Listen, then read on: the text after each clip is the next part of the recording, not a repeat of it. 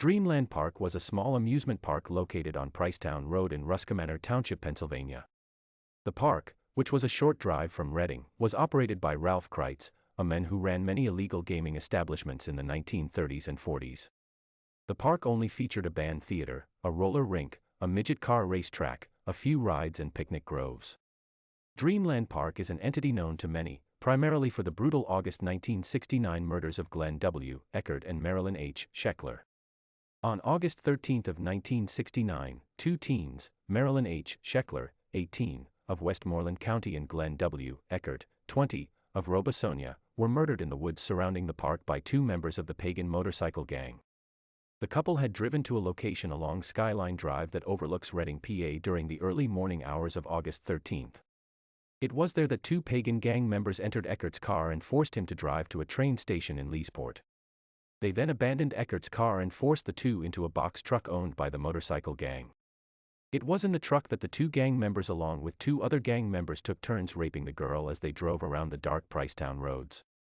At approximately 2 a.m., the four gang members returned to Dreamland Park and forced the two teens into the woods. Just inside the woods, Eckert was shot to death and Scheckler was beaten to death in the head with a rock. The bodies were hastily covered by rocks and debris by the gang members. On October 23 of 1969, the police finally found the bodies of the teens in the woods around the park after an exhaustive search. The case went to trial in 1970 and two of the bikers, Leroy S. Stoltzfus Jr., 21, and Robert Martinalik, 22, were convicted of murdering the teens during two separate trials. Both claimed innocence. Stoltzfus and Martinalik both received life sentences in separate state prisons. In 2007, Robert Martinalik asked for a new trial, claiming his lawyers, Clement Cassidy and Joseph Nelibovich, both of Reading, did not investigate the case thoroughly and struck plea deals with co-defendants who testified against him. The other two bikers who were involved, James M. Eways and Harlan E. Bailey, were not charged for the murders because they turned state evidence against Stoltzfus and Martinalik. They were, however, charged for raping Scheckler, but the charges were eventually dropped for lack of evidence. The discovery and investigation made major headlines here and far beyond. A novelist and a DC police detective wrote The Dreamland Park Murders that details the entire tragedy and its aftermath. It's something of an anomaly that as well known as the park had been between 1939 and its ignominious closing in the mid-1950s, little appears in print, and precious few photos survive to document its active years despite the fact thousands attended outings and entertainments there. For a period it rivaled Womelsdorf's Himmelreichsgrove for fans of hillbilly and Western music.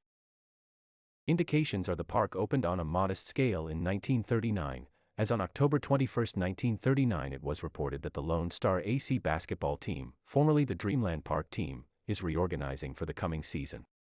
This is the first reference found in regard to the park's existence. Alton Kreitz, brother of racketeer Ralph Kreitz, bought the former farmstead in 1938.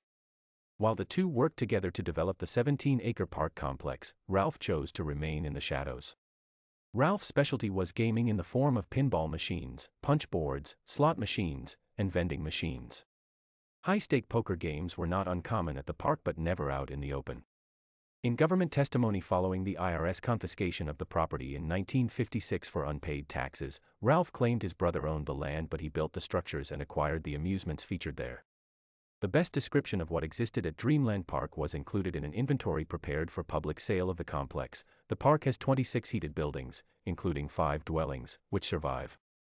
There is a 267 by 94-foot auditorium with an air-conditioned theater which seats 1,880 persons comfortably, or 2,200 otherwise. The auditorium also contains a 68 by 88-foot dance hall. There is a stage and dressing rooms in the theater section. There is also a circular carousel building, 70 feet in diameter, in ruins on the property, without a merry-go-round in it. Near the entranceway there was a small miniature auto race track. After the Dreamland Park incident, James M. Eways became a prominent businessman in the Reading area and was president of Mast Engineering Incorporated located on 5th and Walnut Streets.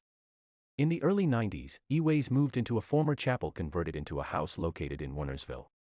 The chapel, built in 1890, was part of the old Grandview Sanatorium grounds in South Heidelberg Township.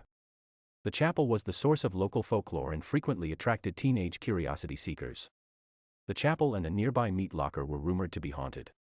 The meat locker, the name locals gave to an old cold cellar in the mountains above Warnersville, was the source of a number of haunted tales. It was once used to store food for the Grandview Sanatorium in South Heidelberg Township. Legend speaks of a man who chopped up 5 bodies and hid them in the cavernous cellar along Grandview Road. In the early morning hours of June 15, 1996, 5 teens were driving up and down the street outside Eway's home shouting threats and obscenities. The teens also shined a flashlight into Eway's windows as they drove by. During the 4th drive past Eway's home, Eway suddenly emerged from between 2 pillars in front of his house, squared off to face the slow-moving car and took careful aim with a .357 Magnum handgun. Eway's fired 2 shots at the car.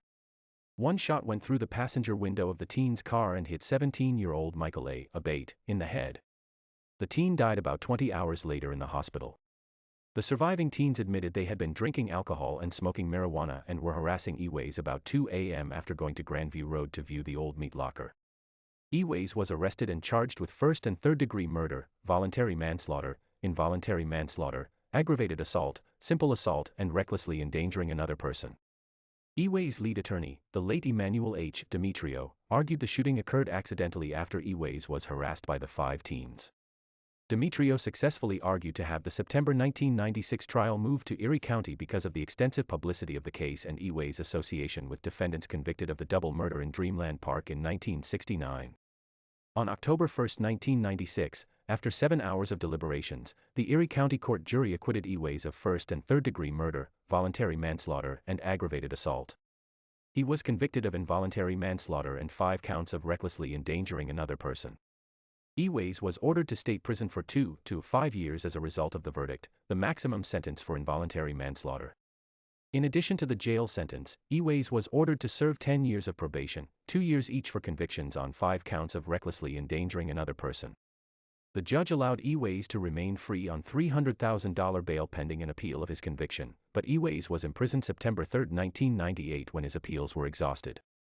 Eway's spent the entire 5 years in prison and was released in September of 2003.